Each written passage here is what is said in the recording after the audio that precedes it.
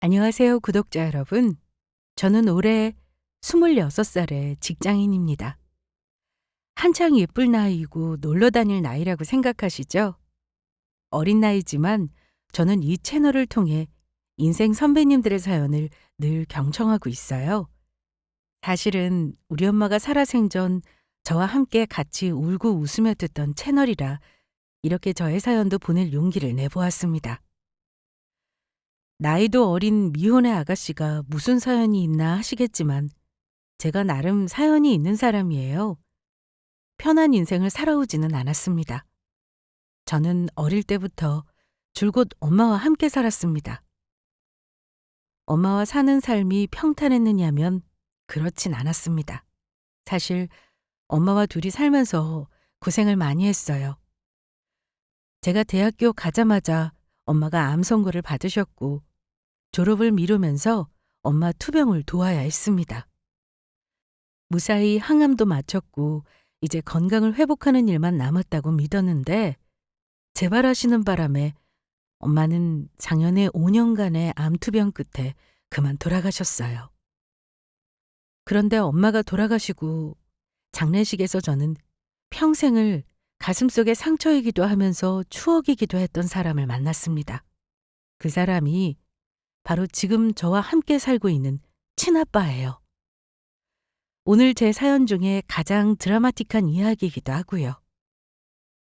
그런데 아빠와 이렇게 살게 되기까지 참 운명의 장난 같은 일이 있었습니다. 아마도 엄마가 저를 위해 마지막 선물처럼 인연을 정리해 주신 듯해요. 오늘 저는 나름의 원망을 하고 살던 아빠와 과거 응어리를 풀고 지내게 된 과정을 얘기해 볼까 합니다. 엄마가 돌아가시고 한동안 실감이 안 나더라고요. 아직 엄마가 내 옆에 있는 것만 같고 가끔은 혼잣말도 하게 되고요. 얼마 전에 아빠의 제안으로 처음 비행기를 타고 일본 여행을 다녀왔습니다. 다 커서 만난 아빠와 둘이 가는 여행이 좀 어색하긴 했지만 가는 곳마다 엄마 사진을 들고 다녔어요. 좋은 곳에 가서 맛있는 걸 먹을 때면 꼭 엄마 생각이 나더라고요.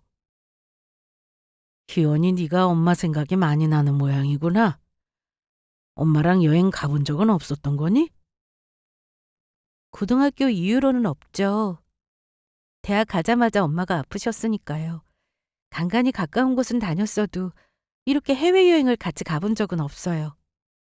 사실은 제 소원이었는데. 이렇게 엄마 사진으로라도 보여드려야죠. 그래. 네가 무슨 말을 하든 아빠는 미안한 마음만 두는구나. 그저 세월이 원망스럽다. 아빠는 이렇게라도 너랑 여행을 와서 얼마나 좋은지 몰라. 그동안 아빠가 못해준 거 다 해주고 싶구나.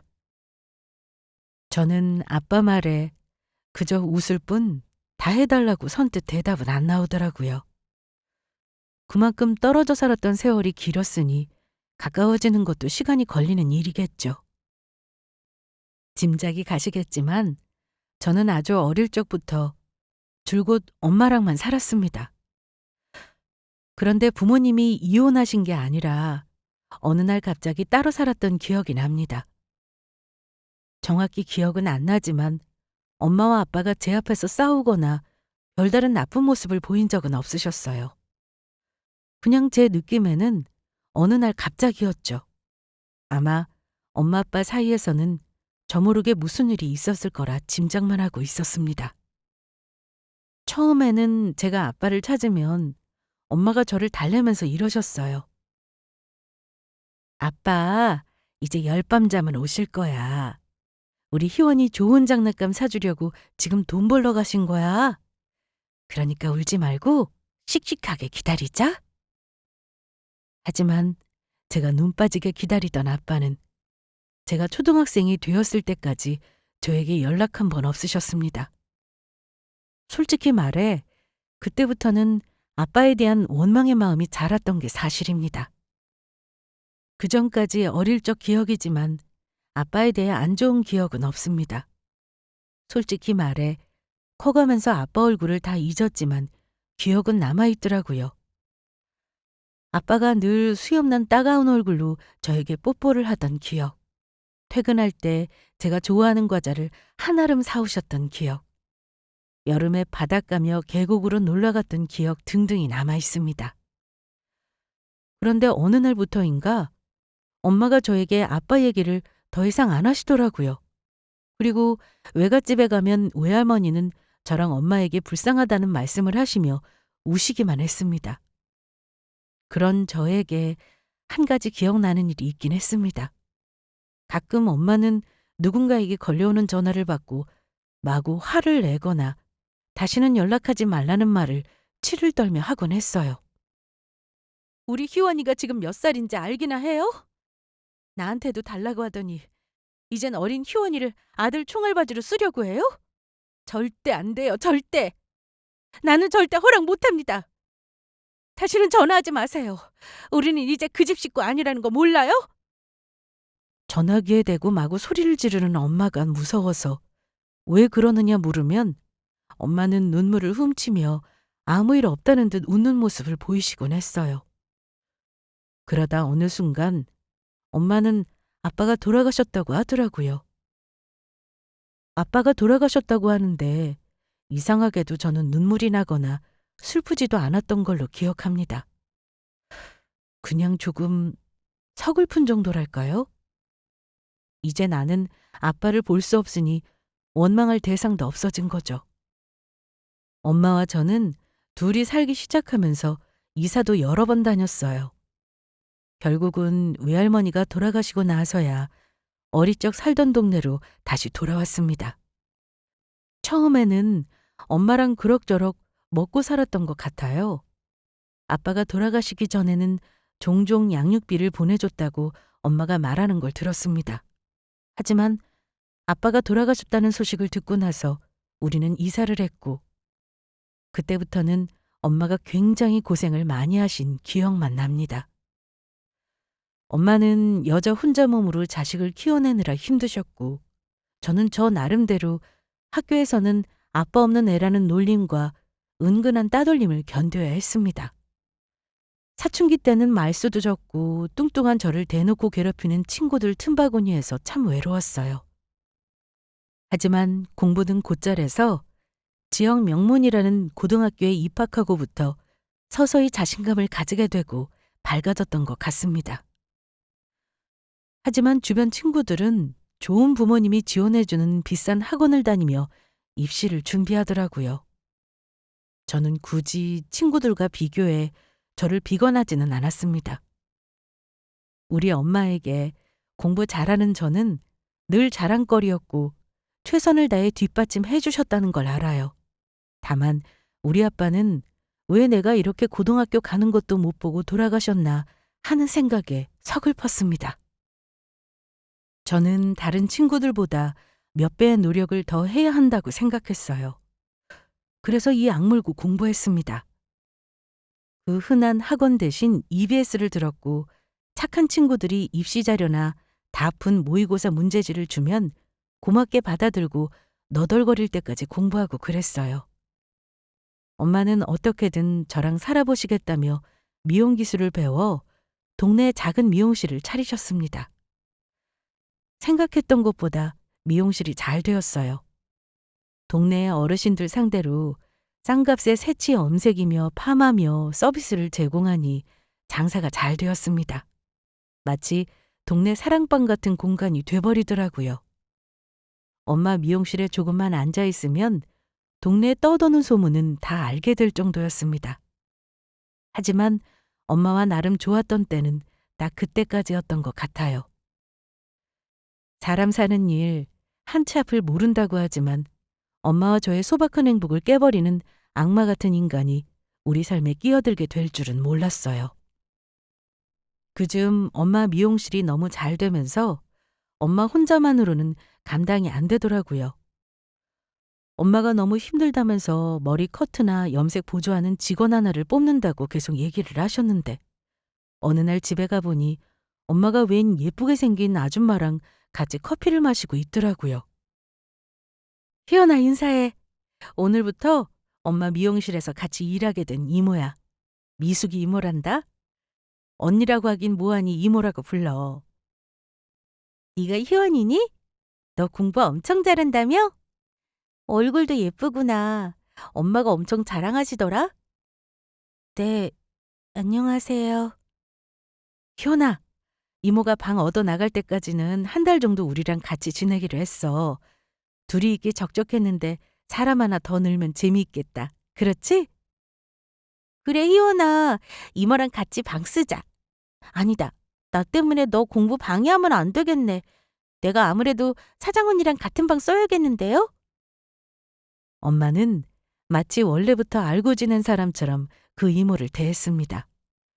누구 소개로 왔다고는 들었는데 그 언니는 예쁘장한 얼굴만큼이나 참 말도 많고 싹싹한 성격이더라고요. 말수 적은 저는 기가 빨릴 정도였습니다.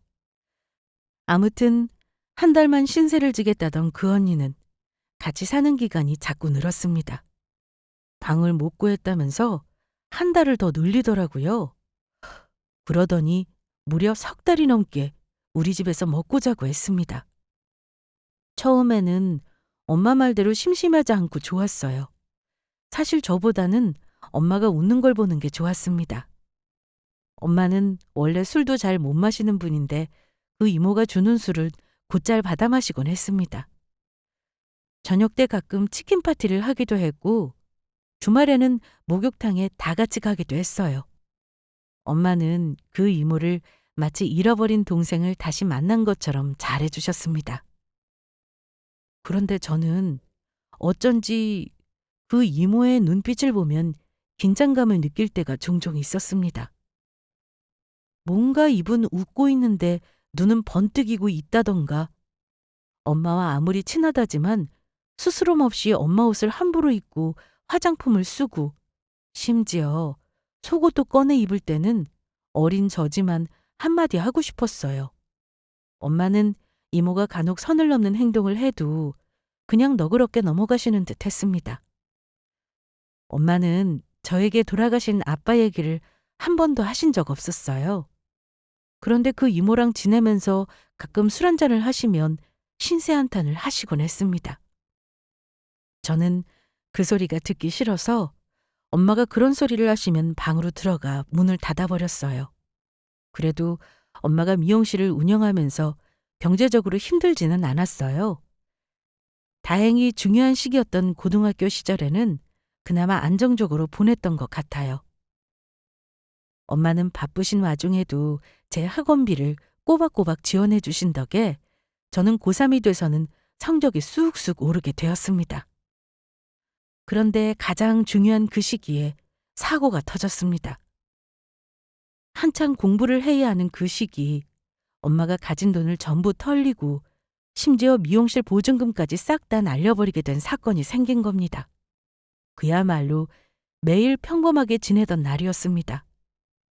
그날은 야자가 없어서 집에 일찍 귀가했는데 미용실에 있어야 할 엄마가 집에 있었고 무엇보다 집안 꼴이 엉망이었어요.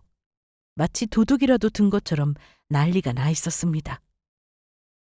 깜짝 놀란 저는 엄마를 다급하게 찾았는데요. 엄마는 머리를 다 풀어헤친 채 거의 정신이 반쯤 나가 있었습니다. 엄마, 대체 이게 무슨 난리야? 어? 집에 도둑 든 거야? 뭐라도 훔쳐갔어? 엄마, 정신부터 좀 차려봐. 어? 연아, 어쩌냐? 어? 엄마는 이제 망했다, 망했어. 내가 왜 사람을 그리 쉽게 믿었나 몰라. 내 발등을 내가 찍었구나. 엄마는 알 수 없는 말씀을 하시면서 눈물을 펑펑 쏟으셨습니다. 글쎄, 미숙이 인연이 엄마 돈을 다 빼돌린 모양이야. 엄마 인감까지 어찌 떼었는지 싹 다 들고 날랐다. 고발해야 하는데. 희연아, 엄마랑 당장 경찰서부터 가자. 어?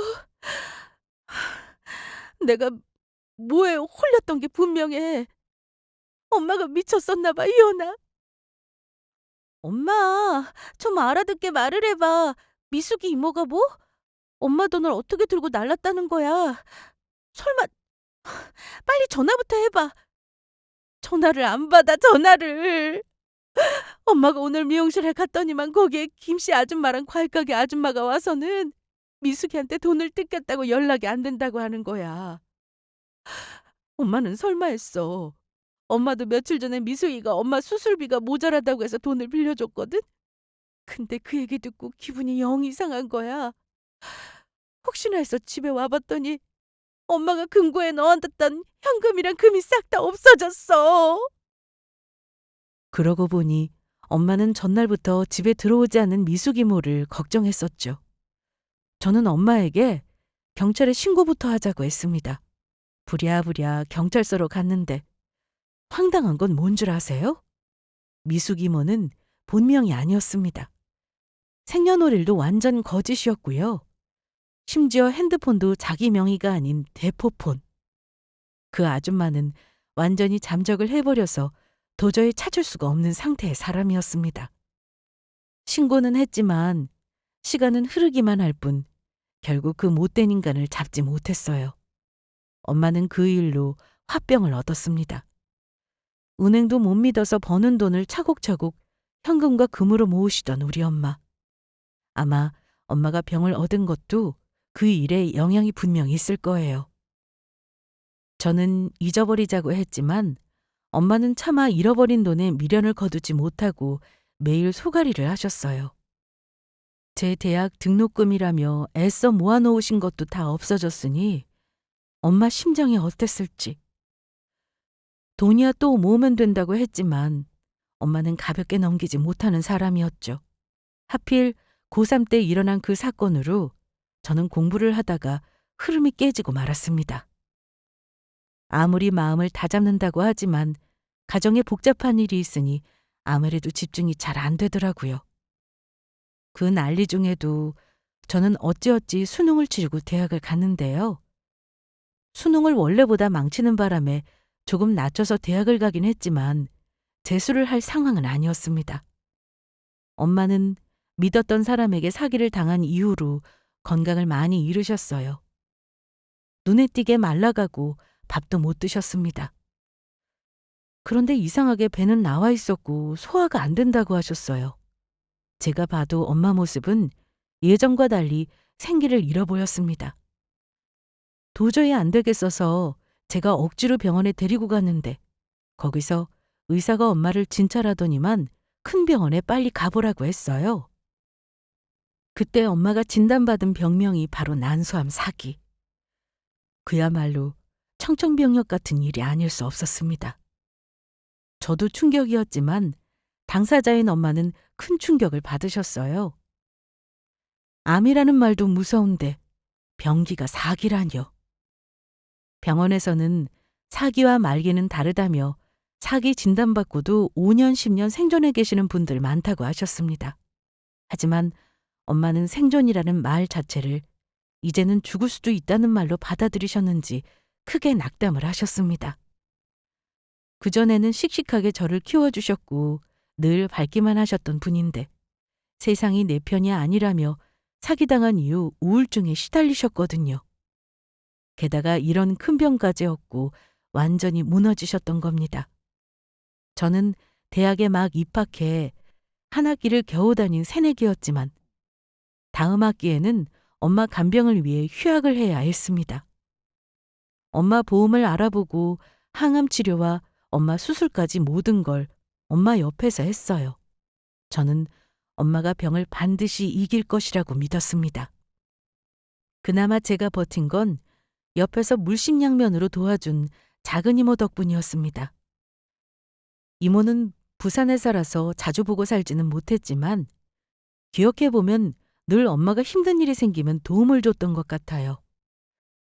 어릴 적 엄마가 저를 혼자 데리고 살기 시작했을 때, 엄마가 사기당하셨을 때, 그리고 제가 대학 가니까 등록금도 보태주셨어요. 엄마가 암에 걸렸다는 소식을 듣고 누구보다 마음 아파하셨고요. 엄마 간병을 하며 1년의 시간이 지나는 동안 다행히 엄마는 많이 호전이 되었습니다.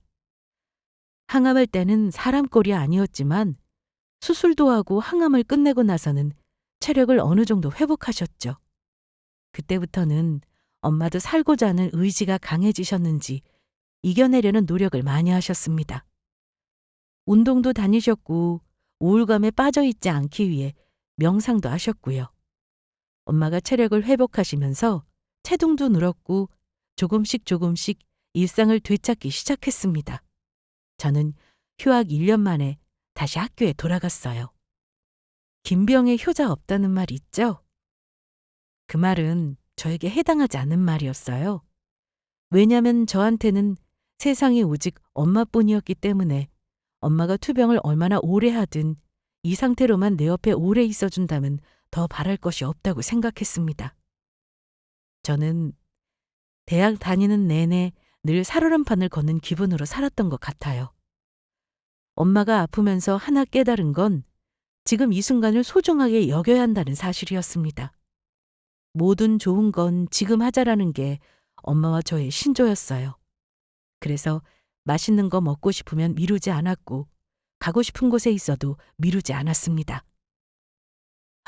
내가 왜 그리 지난 일에 매달려서 속을 끓였나 몰라.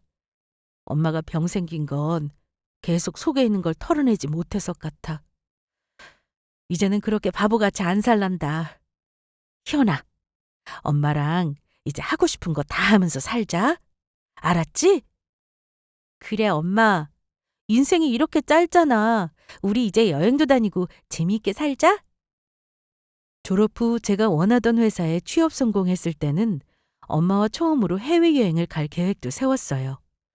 엄마가 처음 암 발병하고 투병한 지 만 3년이 채 안 되던 때 엄마의 암이 재발했다는 사실을 알았습니다. 그리고 이미 다른 곳에 전이도 있었고 병기는 이미 말기로 진단이 되었어요. 그때는 엄마와 저 절망했지만 그래도 다시 힘을 내어 이겨내어 보려 했습니다. 엄마, 지금 이깟 암 때문에 낙담하고 있을 때야? 한 번 이겼는데 두 번 못 이기겠어? 엄마, 다시 힘내보자. 그래, 희원아. 엄마도 힘낼게. 한 번이 무섭지 두 번이 무섭겠니? 우리 딸이 엄마 때문에 힘들까봐 그게 걱정이지. 미안해, 우리 딸. 엄마가 건강해야 우리 딸한테 도움이 되는 건데. 어쩌면 엄마가 우리 딸 시집가는 것도 못 볼 수도 있겠다. 그렇지. 엄마도 참. 젊은 내가 뭐가 힘들어. 그리고 나 시집가는 건 왜 못 봐? 그런 약한 소리 하지도 마. 엄마 아직 30년은 거뜬해. 그나저나 우리 여행은 잠시 뒤로 미뤄둬야겠다. 엄마, 다른 걱정하지 마. 우린 다시 한번 해보자. 제가 울고불고 슬퍼하면 엄마가 더 슬퍼하실 것 같아서 저는 더 씩씩한 모습을 보였습니다. 그리고 다시 이어진 엄마의 투병 생활은 결코 쉽지 않았습니다. 암이라는 병이 왜 무서운 병인지 아시나요?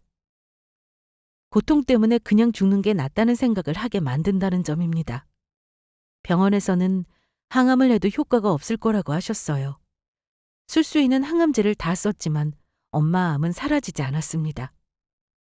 해볼 수 있는 건 다 해보고 싶어서 비싼 약도 썼지만 엄마 병세는 차도가 없었어요. 엄마 투병을 하면서 저는 살던 집도 정리하고 반전세로 옮겼고 경제적으로도 조금 힘들었습니다. 암성 통증이라는 건 정말 옆에서 보는 사람도 힘들게 하더라고요. 병원에서는 통증을 조절하는 약만 줄 뿐 더 해주는 것이 없었습니다. 결국 엄마와 상의 끝에 강원도의 호스피스로 입소하셨어요. 주변 정리를 천천히 해오셔서인지 엄마는 호스피스 들어갈 때는 더없이 편안해 보이셨습니다. 결국 엄마는 호스피스에서 2달 머무르시다가 그만 암을 이기지 못하고 돌아가셨습니다. 저는 세상이 무너지는 느낌이었습니다. 어릴 적부터 아빠도 없이 나를 오롯이 키워주신 엄마를 생각하면 그냥 눈물만 나왔습니다. 형제자매가 없다는 게 이리도 서러운 일인지 저는 엄마 초상을 치르며 알았습니다. 슬퍼할 시간도 없이 닥친 일들을 할 게 많았어요. 다행히 엄마는 투병을 하시면서도 수목장을 하고 싶으시다며 자리까지 다 마련해 놓으셨습니다. 장례비도 마련해 놓으셨고요. 혼자 남을 딸이 이리 뛰고 저리 뛰고 힘들어할까 봐 그러신 거겠죠. 외가에서 도와주셨다지만 엄마 장례는 쓸쓸했어요. 일가 친척들도 많지 않아 엄마 마지막 가시는 길이 더 슬프게 느껴졌습니다. 조문객은 거의 제 손님이 다였어요. 그래도 혼자 남은 저를 위해 친구들과 직장 동료들이 많이 와주셨죠. 한창 조문객을 맞이하고 있을 때였습니다. 머뭇거리며 장례식장으로 들어서는 한 노신사를 보고 저는 눈길을 다른 곳으로 돌릴 수가 없었습니다. 너무나도 낯익은 얼굴. 그 노신사도 저를 보더니 한참 동안 저에게서 시선을 거두지 못하고 있었습니다. 핏줄이 당긴다는 말 아시죠? 저는 그 노신사가 어쩐지 어릴 적 돌아가셨다고 말만 들은 나의 아빠 같다는 느낌이 들었습니다. 그런데 제가 옆에 계신 이모에게 먼저 누구냐고 물어보기도 전에 이모가 벌떡 일어나더니 그 노신사를 맞이하며 엉엉 우시는 겁니다. 아이고 형부, 우리 언니가 끝까지 나한테 얘기를 안 하더니 결국은 이렇게 가기 전에 이야기를 합디다. 안 올 줄 알았는데 그래도 와줘서 고마워요. 저는 큰 충격에 뭐라 할 말을 잊어버리고 말았습니다. 이모에게 형부라면 정말 내 아빠가 맞다는 거잖아요. 엄마는 분명 아빠가 돌아가셨다고 했어요. 저도 줄곧 그리 알고 있었고요. 돌아가셨다던 아빠가 왜 엄마 장례식장에 오신 건지 충격도 충격이지만 저는 이유를 알고 싶었습니다. 내가 딱 알아보겠구나. 네가 내 딸 희원이구나. 참 예쁘게 잘 컸네. 엄마 투병하는 동안 많이 애썼다고 이모한테 전해 들었어. 그동안 잘 지냈니? 엄마가 너를 아주 잘 키웠더구나. 아빠가 이제와 너한테 뭐라고 할 말은 없지만 일단 우리 천천히 얘기하도록 할까? 옆에서 눈물을 닦아가며 저와 아빠를 지켜보던 이모는 뭔가 알고 계시는 듯 했습니다. 희원아, 이제 언니 갔으니까 너도 알 권리가 있다고 생각해서 내가 네 아빠 불렀어. 네 엄마도 가기 전에 마음에 늘 걸렸다면서 부탁한다고 하더라. 여긴 네 아빠. 이모가 연락했다. 이모 말 놀라지 말고 들어. 이모는 놀라서 할 말을 잊은 저를 아빠 앞으로 불러 앉혔습니다. 제가 어릴 적 기억하는 아빠 모습이 그대로 있었어요. 흰머리는 가득했고 얼굴도 예전처럼 건강해 보이는 아빠는 아니었지만 저는 어디서든 아빠를 마주쳤다면 바로 알아봤을 것 같습니다. 하지만 저는 아빠를 그리워하면서도 마음속에는 원망이 있었나 봐요. 아빠와 마냥 반갑게 인사를 나누지 못하겠더라고요. 그래서인지 그만 퉁명스러운 말이 튀어나오고 말았습니다.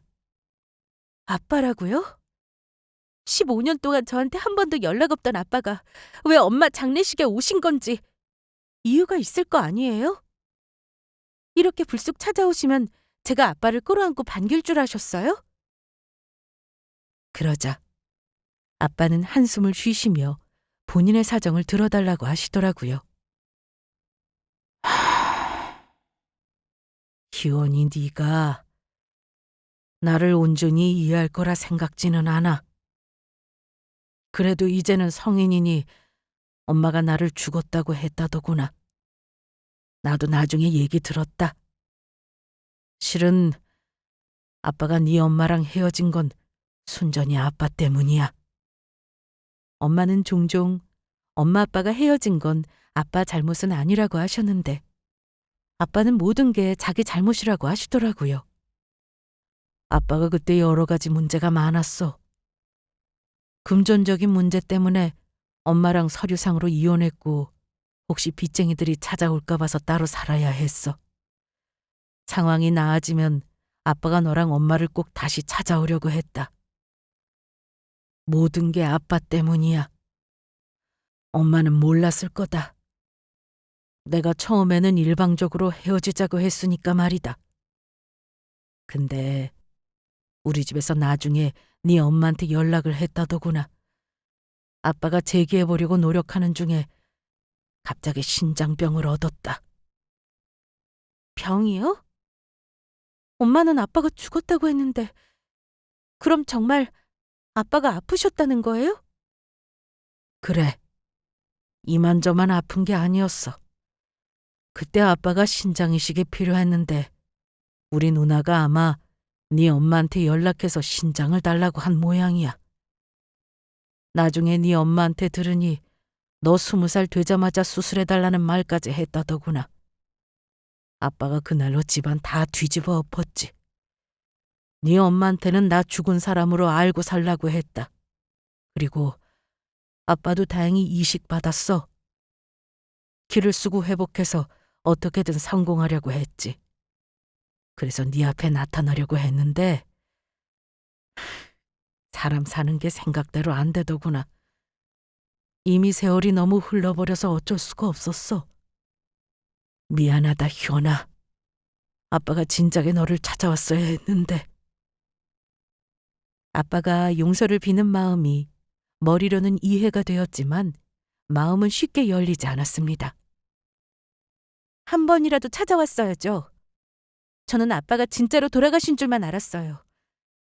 차라리 어린 저한테도 솔직하게 말해주시지. 네 엄마가 잘못됐다는 말을 듣자마자 네 생각이 나서 잠을 못 자겠더구나. 엄마도 없이 혼자 남게 될 네가 너무 안타깝고 생각이 나는데 어쩌겠니? 이제라도 너한테 다 솔직히 말하고 아빠가 도와주고 싶어서 찾아온 거야. 아무리 그래도 어떻게 자식이 커가는 걸 한 번도 보러 오지 않았는지 더 원망스러웠어요. 엄마가 돌아가시고 나서야 아빠가 죽지 않았다는 걸 알다니 이 무슨 운명의 장난 같은 일이 있겠습니까? 그러고 보니 엄마가 가끔 전화를 받아 다시는 연락하지 말라고 화를 냈던 건 아마 아빠 식구들이었던 것 같습니다. 이제야 이해가 가더군요. 지금 와서 지난 세월을 돌이킬 수도 없는 노릇이고요. 그냥 아빠는 저랑 엄마 잊고 잘 살지 그러셨어요. 보아하니 재혼도 하신 것 같은데 맞죠? 그냥 아빠 죽은 줄 알고 살게 놔두시지.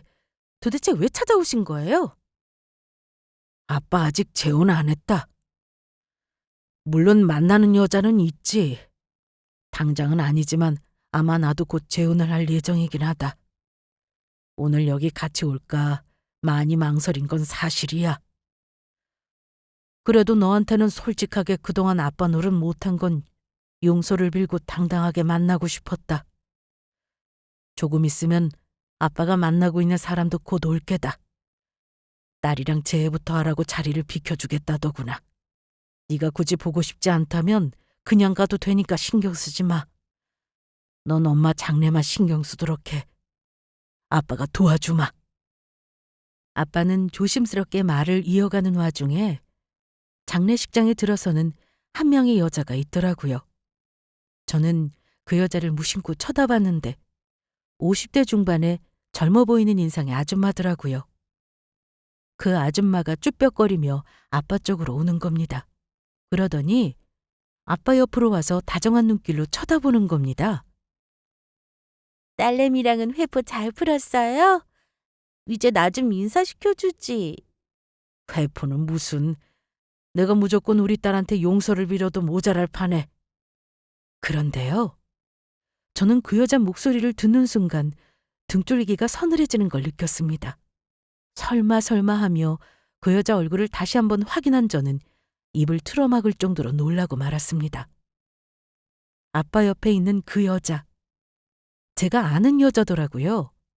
10년이 지난들 잊을 얼굴이 아니었으니까요. 제가 고등학생 때 우리 엄마를 등쳐먹고 도망간 여자 얼굴을 어찌 잊겠습니까? 그런데 그 여자는 저를 못 알아보는 눈치였습니다. 그때는 제가 많이 뚱뚱했으니 모르는구나 싶었어요. 들어오면서 고인이랑 상주 이름도 확인을 안 한 건지 알았다면 아마 들어오지도 못했겠죠. 인사시켜달라며 아빠에게 아양 떨듯 말하는 그 여자에게 제가 먼저 말했습니다. 알아본 사람이 먼저 아는 척 해야죠. 우리가 반갑게 인사 나눌 사이는 아닌 것 같은데 인사를 하고 싶으신가 봐요? 네? 아, 그게 무슨 말이에요, 아가씨. 혹시 나 알아요? 내가 아가씨 친아빠랑 만나는 사람이에요. 꼭 나를 아는 것처럼 말하네. 세월이 10년도 안 지났는데 아줌마는 정말 날 못 알아보는 거예요? 기가 막혀서 정말. 아줌마, 아니 미숙이모. 나 희원이에요, 희원이. 설마 미용실 원장하던 우리 엄마가 먹여주고 재워준 거 모른 척할 생각은 아니죠? 제 이름을 들은 아줌마는 놀라 자빠지는 모습이었습니다. 뭐, 희원이? 아니 그럼 오늘 죽었다는 사람이 네 엄마라는 거니? 네 엄마가 이 사람 정부인이었고? 옆에 있던 아빠도 놀라긴 매한가지였습니다. 두 사람이 초면이 아닌가 봐. 도대체 무슨 인연이냐? 아빠한테도 좀 말해줘, 희원아. 글쎄요. 결코 좋은 인연은 아니네요. 아마 돌아가신 우리 엄마가 오늘 보고 싶은 사람을 이 자리에 다 부르신 건가 봐요. 아줌마, 나한테 할 말 없어요? 그 아줌마는 몹시 당황하면서 당장이라도 장례식장에서 도망가려 하는 모습이었습니다. 내가 무슨 할 말이 있겠니? 나는 그저 네 엄마 미용실에서 잠시 일한 사람일 뿐인데 안 그러니? 그나저나 이게 다 무슨 일이야? 나는 오늘 장례식장에 누운 사람이 네 엄마일 줄은 꿈에도 몰랐다 얘. 희원이 네가 그동안 고생 많았겠구나. 마치 오래된 지인처럼 걱정하듯 말하는데 그 자체가 사기꾼 같았습니다. 옆에 아빠 눈을 의식해서 저리 말하며 눈으로는 저를 협박하듯 쳐다보더라고요. 마치 입을 함부로 놀리지 말라는 듯이요. 예전에 가끔 미숙이모와 눈이 마주치면 느끼던 그 서늘함이 그대로 느껴졌습니다.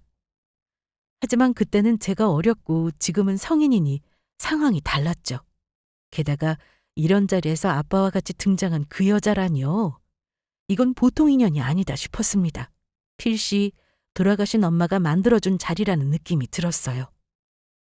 아줌마, 걱정하는 척하지 마세요. 나 보자마자 가슴 철렁했으면서 아닌 척하기는. 아줌마가 우리 엄마 금고에 있는 돈 다 들고 도망가는 바람에 우리가 무슨 일을 겪은 줄 알아요? 그거 어찌 보상하실 거예요? 아줌마가 가져간 우리 엄마 돈이랑 금 전부 내놓으셔야겠네요? 어머 얘가 지금 무슨 뚱딴지 같은 소리를 하고 그래. 금이 뭐고 돈이 대체 뭐라니.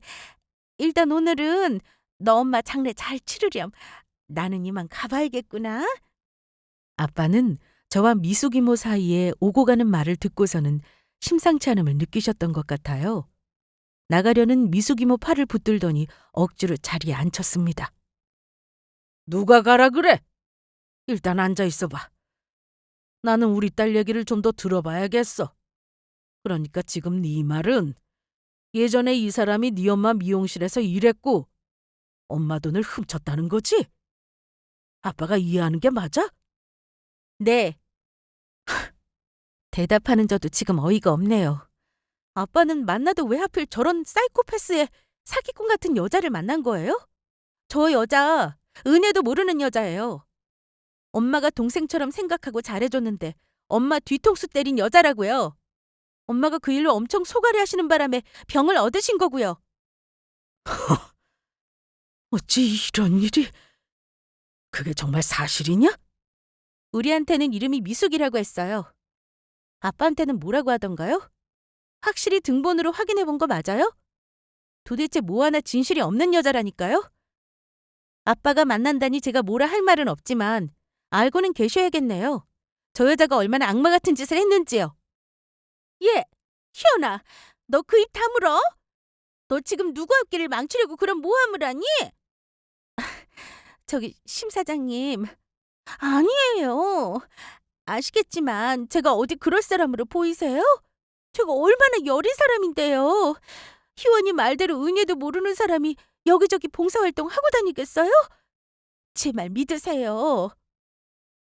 아빠에게 다급하게 자기 변명을 했지만 당연히 아빠는 딸인 저의 말을 믿는 눈치였습니다. 엄마가 찾아 헤매다니던 그 여자를 결국 엄마 장례식장에서 보는 현실이 저 역시 황당했어요. 쫓아내야 할지 아니면 붙들고 있다가 경찰에 신고해버려야 하는지 답이 안 나오더라고요. 어떻게든 자기가 한 짓에 대한 죗값은 치르게 하고 싶었습니다. 그때 아빠가 입을 열었습니다. 우리 딸 말이 맞다면 내가 당신을 더 만날 이유가 없지. 우리 딸이 처음 본 사람한테 미쳤다고 저런 말을 지어내겠어? 우리 딸 말이 전부 사실인 듯한데 그게 전부 사실이면 나는 그동안 사기꾼을 만난 셈이군. 이봐요, 영숙 씨. 우리는 아무래도 오늘 장례식 이후로는 얼굴 보고 살면 안 되겠소. 나는 그동안 내가 지은 잘못을 우리 딸한테 갚으면서 살아야 하는 사람이야. 그래서 뭘 어쩌자는 건데요? 김 사장님, 나한테 뭐라 그랬어요? 결혼해달라고 했잖아요. 이제 새 출발하고 싶다고요. 근데 안 보고 살던 딸내미 말만 믿고 나를 홀랑 버려요? 이게 말이 되는 소리냐고요? 난 그렇게 못해요. 고소할 테니까 그동안 내가 봉사한 거 돈으로 내놓던가. 본색을 드러내는 그 아줌마를 보니 웃음이 나오더군요.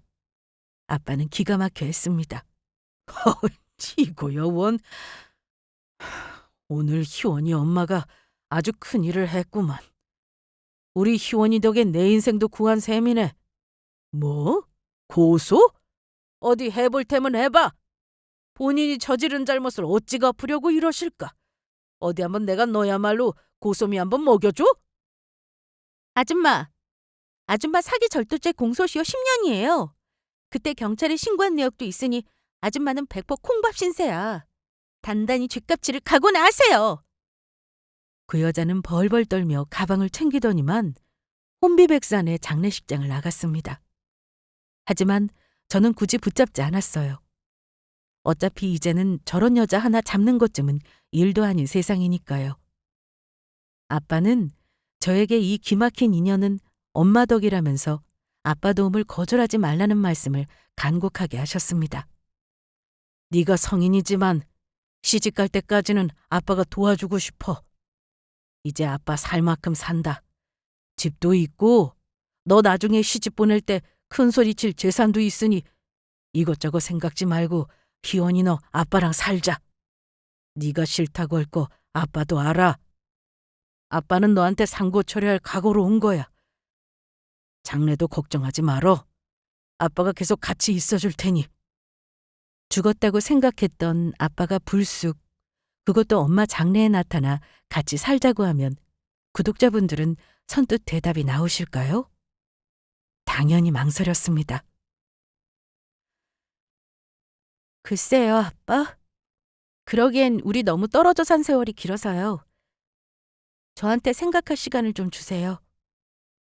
만약 네 할머니 살아계셨다면 이런 말 못했을 거다. 네가 괴롭힘 당하고 사는 건 나도 싫으니 말이야. 하지만 아빠가 이제는 주변 정리도 다 했고 남부럽지 않게 살아. 내가 죽을 때 내 재산은 당연히 너를 줘야지 내가 누구를 주겠니? 아까 그런 여자랑 결혼해서 내 재산이 갔을 거라 생각하면 아주 소름이 돋는구나. 아빠는 아무래도 우리 희연이 네 덕에 화를 면한 것 같아. 일단 엄마 장례 잘 치르고 생각해보렴. 아빠는 그 아줌마를 쫓아내고 나서 엄마가 장지 가는 날에도 와주셨습니다. 아무리 헤어진 부인이라 해도 마지막 도리는 지키고 싶다고 하셨어요. 장례비도 굳이 부담해 주셨고 제가 부의금 들어온 것 중 일부 금액을 드렸더니 한사코 마다하셨습니다. 그렇게 장례를 모두 치룬 후 엄마 주변 정리를 마치고 아빠와 살기로 결정을 내렸습니다. 아빠가 저에게 미안해하는 만큼 저도 마음껏 아빠 덕 좀 보고 싶었거든요. 하지만 아빠는 아빠인 게요. 오랫동안 안 보고 살았음에도 시간이 지나니 점점 어색함이 없어지게 되더라고요. 1년 정도 지나고 나서 심지어 부녀가 여행도 다녀왔으니 말 다 했죠. 솔직히 경제적으로 힘들기도 했고 엄마 투병하며 많이 지쳐 있었거든요. 이제는 직장 다니며 저도 가꾸고 연애도 하고 싶은 마음이 듭니다. 우리 엄마 등쳐먹은 그 아줌마요? 당연히 소재지 파악해서 경찰에 신고했습니다. 물론 얼마 후에 잡혔다는 소식 들었고요. 요즘 웬만한 범죄는 공소시효 10년 넘는 거 혹시 아실까요? 저는 공소시효가 없어져 버려야 한다고 생각하는 사람입니다만 어쨌든 그 안에 죗값 치르는 걸 보게 되었으니 우리 엄마도 하늘에서 이제는 더 바랄 게 없다고 하실 듯 합니다. 본의 아니게 아빠 노후에 큰일 날 뻔한 일을 막아서인지 아빠는 아직도 종종 그때 황당한 상황을 무용담처럼 얘기하시곤 합니다. 그러면서 하시는 말씀이 이제는 재혼 같은 건 절대로 안 하시겠다네요. 아직 아빠에 대한 원망이 없다고 하면 거짓말이지만 저는 그래도 기댈 곳이 있다는 게 너무 좋아요. 엄마가 저 힘들까 봐 이렇게 아빠와 화해의 기회를 만들어주신 거라고 생각할래요. 저의 사연은 여기까지입니다. 구독자 여러분들도 저의 사연을 재미있게 들어주셨길 바라며 마치겠습니다. 감사합니다.